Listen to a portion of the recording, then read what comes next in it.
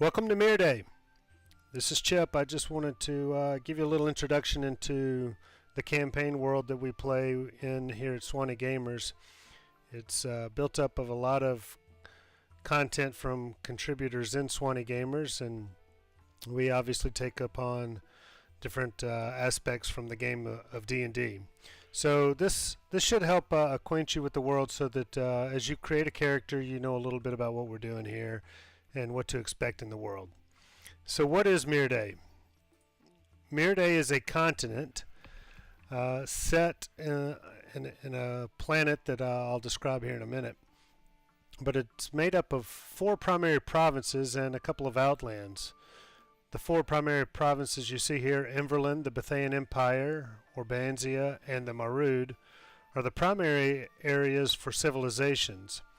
Some of the outlying areas, these islands to the north, east, and southwest, are a little bit different. They're referred to as the Untamed, and while they are populated with humans and humanoids, they also have a lot of uncivilized areas about them. Each of these provinces has kind of a unique feel to it. The Myrdae, for example, is a desolate, craggy area set in a barbaric type of setting, whereas the Bethaian Empire is a little more traditional king and queen type of a place. For those that are familiar with the Forgotten Realms, Orbanzia tends to follow that type of a feel. It's where each city, town, village kind of has its own government. And then Emberlin is it's kind of more of a tribal, outdoors, Feyland type of setting. But suffice it to say, if you're playing in Myrdae, you're likely to visit any one of these areas your DM could run you through. As I mentioned, Myrdae is set on the planet Orbera. Orbera has 2 moons that really has a lot to do with the way the people of Myrdae interact. These 2 moons, there's actually a 3rd moon called the Broken One, but we'll probably get into that later. The 2 moons, they signify when the seasons change. When they're both new, they'll change to a different season. And more importantly, they also cycle when time periods change. So the seasons, similar to what you would have with like a summer, winter, fall, and spring, you have going throughout the different days. But these days are marked by harmons, not months, slightly different. There's only 8 of these harmons, and they're 48 days long. There are some special days throughout the calendar. There's Albright Day, where the land tends to be full light. Then there's Avantis, which is a celebration for Avant Day. Nocturne is a day of all darkness, and then the Harvest Feast is one similar to what you would see as people are wrapping up harvesting their crops and things of that nature. So let's get on with the character building and the races. There are many races in Myrdae. These are the common playable races. And what you'll notice it's a little bit different about Myrdae is each race has a background or a lore typically associated with one of the provinces. And you're likely to find a different demeanor depending upon the province that you might visit. So for example, the Bethaian Empire I mentioned was a kind of ruled by kings and queens, and its neighboring province, the Myrdae, was once at war with the Bethaian Empire, and the Myrdae was occupied with many orcs and half-orcs and things of that nature. Well, the half-orcs, being a part of that war, tended to have a bad reputation with the Bethaian Empire before that great war ended. And so a lot of people in the Bethaian Empire still look down on half-orcs. So if you play a half-orc and you're in the Bethanian Empire, you could expect for it to be a little harder than if you were paying somebody else, like a high elf, for example. So let me talk about some of the unique races or specific races that are a little bit different. First and foremost, you'll notice there are no tieflings. Tieflings are not on Myrdae because tieflings in the Myrdae world are associated with the demons, and when you play in your campaign, you'll hear more about the history and what happened with the demons. But they're specifically frowned upon by all provinces. So if you plan on playing a tiefling, make sure you talk with your DM and get special permission and talk a little bit about the backstory so that it fits in, because it'll be very tough to interact in civilizations. But likewise, what you'll notice is there are no Underdark type of races. That's because the way things have occurred in Myrdae, there is an Underdark, but there are no established civilizations that have created races throughout the generations. There is a slightly different group of races that are similar to what you would find to the traits that you get with the Underdark, and these are known as centuries. I mentioned the Great War. Well, the Great War drove contributions of different races to a particular area within Myrdae called the Great Crevasse, and those individuals were shielded from light for many years, but rather than have the dark skin of the Underdark, they have light skin, so they have more of a goth look. And so the dwarves, the elves, the humans, and the wee folk all have centuries. And so wee folks, that's another difference that you'll notice. Wee folks represent all of the small people in Myrdae. So there are no gnomes, there are no halflings. There are these wee folk. There are a few different types of wee folk. There are the dartlings, the more slender, spritey-like wee folk. There are the dart wise, which are your most common civilized wee folk. The sentry I just referred to as the wee folks that helped push back the monstrosities from the Underdark. So you have those that actually follow the deep gnome racial traits, but they, like I said, they have more of a goth look. Then there's the Tadaran.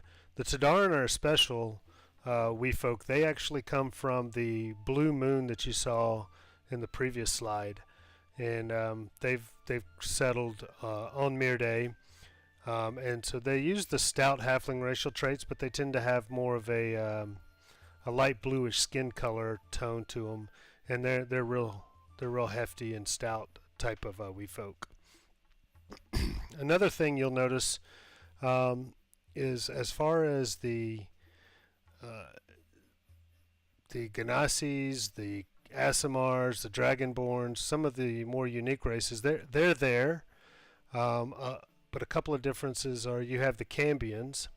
Now Cambions, during the times when these demons were brought in after the Great War, Cambions actually made pacts with some of the civilizations to assist and populated all throughout. So while you don't have tieflings in Myrdae, you do have Cambions they're not common, but they do occur, and in some areas they're actually a little more common.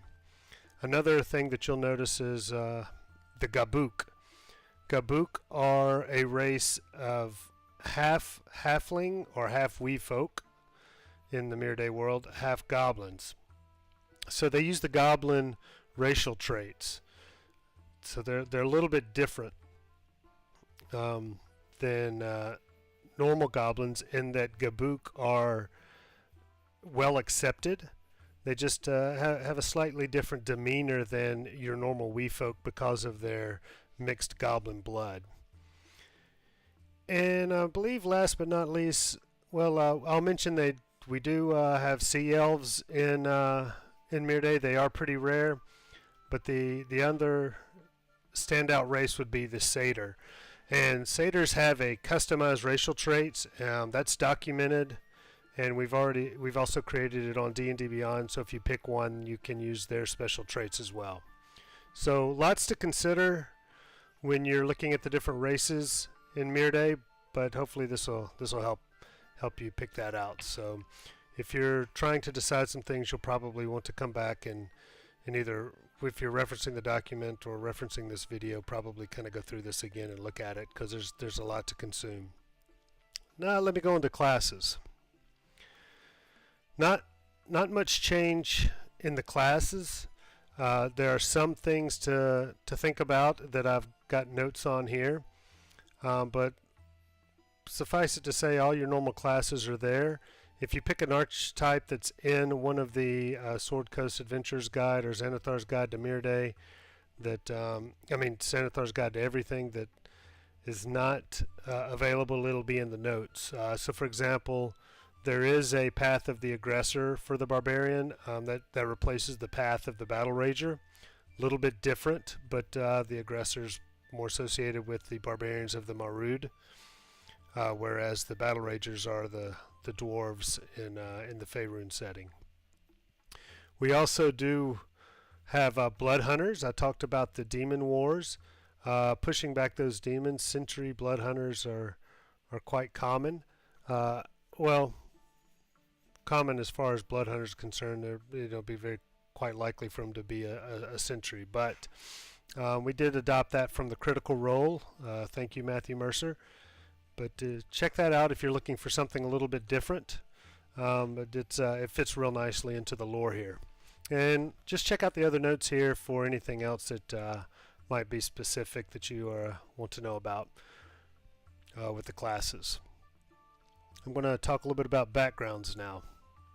For the backgrounds, you have all the same backgrounds that you get with the Player's Handbook, the Sword Coast Guide, what's included in Tomb of Annihilation and Strahd, but there are a few restrictions. If you choose a faction agent, you'll need to make sure you understand the organizations in Myrdae. They're different than you would get in the Forgotten Realms, so chat with me or whoever your DM is in order to kind of settle that out.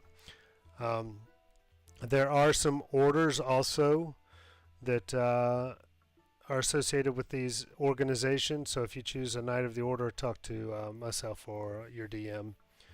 The Uthgard tribe member, they're just tribes. We have those documented as well, so we can help you with that. And then there are no Waterdavian nobles, so you'll just have to take your regular noble background.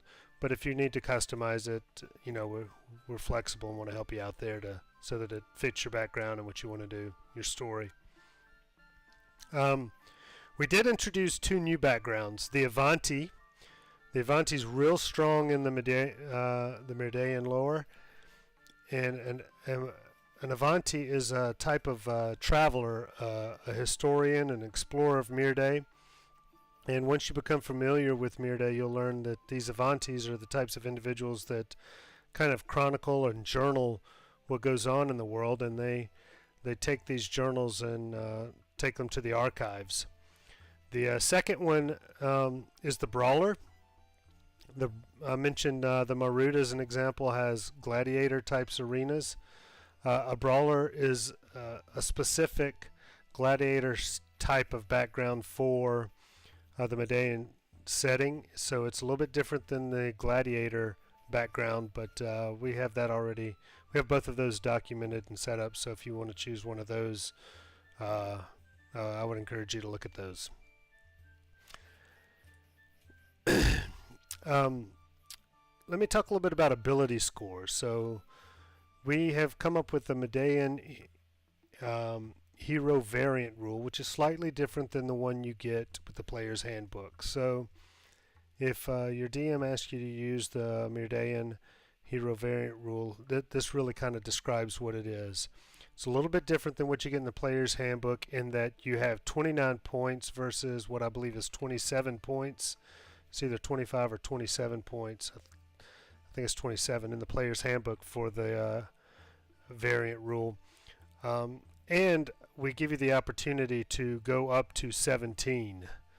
So the normal restrictions apply. Obviously, you can't get above 20 with your player character without some special some special things that help you out with that. However, from normal gaining at level 1, you can at least start off with 17 by using some of these points. And you'll see the costs associated with them are pretty standard. They change a little bit, obviously, when you get up to the 16, 17, which is higher than what you get in the Normal Player's Handbook. But this, I've used this in a couple of campaigns, a couple of pickup groups, and I found that it creates quite a good balance with the players, gives them a lot of flexibility, and it really makes for a nice way to kind of look at how to choose your ability scores. So there is that option as well. Let me end with this slide, and this will be the last one before you probably want to reference the document to help create your character within Myrdae. And this is the faith slide. Faiths in Myrdae are typically they're discussed a little bit differently than you see in most of your campaign settings. Most of them have what you refer to as a pantheon of gods, and Myrdae does have a strong lore surrounding their pantheon. That's shown here in number 5, the infinite manifestations of where your character believes that there are deities that come about in multiple ways. So that is probably the most common way that people still choose to play. However, some of the organizations and some of the other players can choose different faiths or beliefs. First and foremost, the atheist is one where people are playing characters who really just don't, get too into the godly or faith component. Whereas there's the enlightenment and the higher consciousness, which are taken from beliefs similar that you would find to attaining spiritual enlightenment, or the fact that your life force actually comes from not one creator, but instead a higher consciousness. So if you're into things like Buddha or stuff of that nature, as an example, you have some options within Myrdae to do that, so you can kind of play it out in a different way. And then there's the one God to represent people that believe one kind of rules over all. But like I mentioned, the infinite manifestations, the pantheon, is the most common, and it boils down primarily to 8 domains that are listed here. And each of the deity represents those domains, and these deities have demigods and heroes that you can also align yourself with.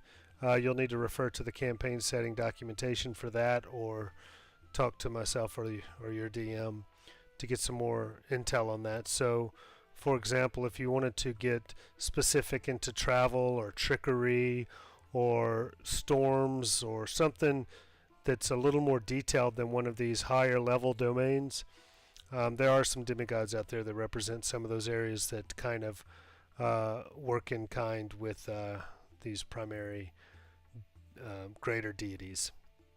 And hopefully this kind of laid the groundwork, give you a good setting, good understanding for how to create a character, what to look for. And as always, get in touch with your DM if you have any questions. And I hope you enjoy the Myrdae setting. Thank you.